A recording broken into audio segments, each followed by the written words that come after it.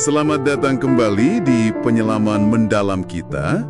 Nah, hari ini kita punya sumber yang menarik nih. Bagian dari materi pelatihan kepala sekolah KP6. Fokusnya di penyusunan program pengelolaan pembelajaran mendalam. Betul sekali. Misi kita kali ini membongkar gimana sih cara nyusun program yang terstruktur.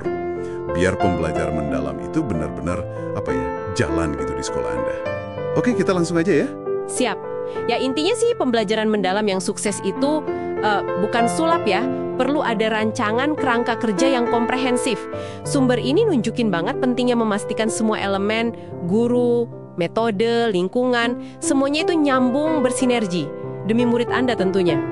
Jadi ini bukan sekedar ngajar di kelas ya, tapi lebih ke membangun semacam ekosistem belajar gitu ya. Tepat sekali, ekosistem. Dan sumber ini kan menekankan banget pentingnya program pengelolaan yang matang. Kalau nggak ada rencana yang jelas, ya ide sebagus apapun bisa jadi yang ngambang aja gitu. Persis. Nah, ini yang menarik dan kadang suka kelewat. Titik awalnya itu bukan langsung bikin program loh. Oh iya, terus apa dong? Justru melakukan analisis kapasitas sekolah dulu. Secara jujur ya, ini jadi fondasi penting banget yang dibahas di materi Anda. Analisisnya itu lihat 4 komponen desain pembelajaran mendalam. Mungkin Anda sudah familiar ya dari KP sebelumnya. 4 komponen itu praktek pedagogis, kemitraan pembelajaran. Betul, terus lingkungan belajar sama pemanfaatan digital. Nah, keempat ini dianalisis dulu kondisinya gimana di sekolah. Oke. Jadi semacam medical check-up gitu ya buat sekolahnya sebelum mulai program? Bisa dibilang begitu, cek kondisi menyeluruh. Gimana tuh persisnya analisis di 4 area itu? Apa aja yang dilihat? Intinya sih lihat realita di lapangan ya. Misalnya nih buat praktik pedagogis. Kita nggak cuma data metode guru apa aja, tapi bener-bener evaluasi. Pengajarannya udah dorong siswa mikir kritis belum? Penilaiannya otentik nggak atau masih hafalan melulu? Terus guru ini sebenarnya butuh dukungan apa sih biar bisa lebih oke? Pelatihan, pendampingan itu digali. Iya. Jadi lebih dalam ya, bukan sekedar checklist. Terus kalau kemitraan pembelajaran? Nah, kemitraan pembelajaran ini juga nggak cuma rapat komite setahun sekali. Tapi sedalam apa sih orang tua terlibat dalam proses belajar anak? Terus kemitraan sama pihak luar komunitas, industri itu cuma formalitas atau beneran nambah kayak pengalaman belajar siswa? Kolaborasi antar siswa juga dilihat, udah jadi budaya belum? Oke, lanjut ke lingkungan belajar. Ini fisik dan non-fisik berarti ya?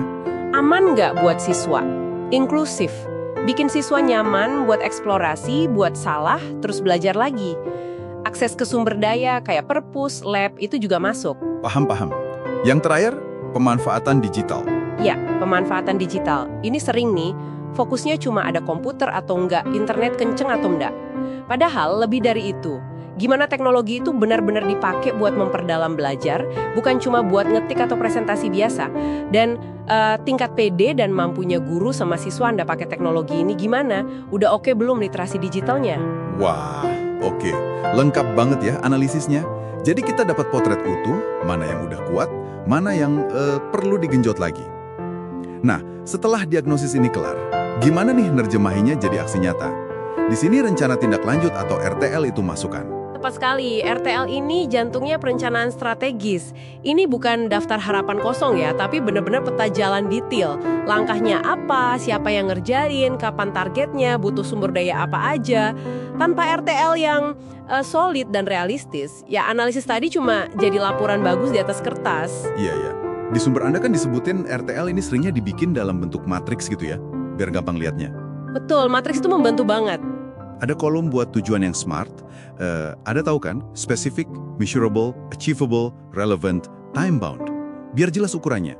Iya, biar gak ngawang-awang tujuannya. Terus ada indikator suksesnya, langkah kegiatan dari A sampai Z, butuh apa aja, kapan waktunya, bahkan sampai profil lulusan yang kita impikan itu kayak gimana. Nah, dan yang penting juga dicatat, langkah-langkah di RTL itu nyambung ke 4 komponen tadi, gak jalan sendiri-sendiri. Contoh di tabel 8.1 di materi Anda itu bagus tuh. Pas kita ngerencanain pelatihan guru, itu kan pedagogis ya. Di saat yang sama, kita juga mikirin gimana ngelibatin mitra dari luar, itu kemitraan. Buat ikut ngasih masukan, atau bahkan jadi narasumber di pelatihan itu.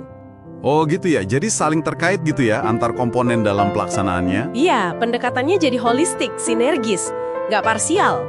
Oke, jadi kalau ditarik benang merahnya nih, intinya adalah siklus yang disiplin ya, mulai dari analisis kapasitas yang jujur, mendalam di 4 area kunci tadi, terus hasilnya dituangkan ke RTL yang super spesifik, terukur, dan bisa dijalankan. Gitu ya, intisarinya? Anda menangkapnya dengan sangat baik, persis seperti itu. Proses inilah yang bikin program pembelajaran mendalam itu nggak cuma bagus di konsep, tapi benar-benar hidup, jalan terus, dan bawa perubahan nyata buat cara belajar siswa Anda di sekolah. Ini jadi menarik nih, bikin saya kepikiran. Sekaligus mungkin jadi pemikiran buat Anda yang mendengarkan di rumah atau dimanapun, bagaimana ya prinsip analisis kapasitas diri dan perencanaan terstruktur model sekolah ini bisa kita adaptasi buat pengembangan profesional kita sendiri, atau mungkin buat proyek pribadi Anda. Kira-kira komponen apa aja dalam diri atau proyek Anda yang perlu dianalisis lebih dalam sebelum Anda melangkah lebih jauh? Coba direnungkan.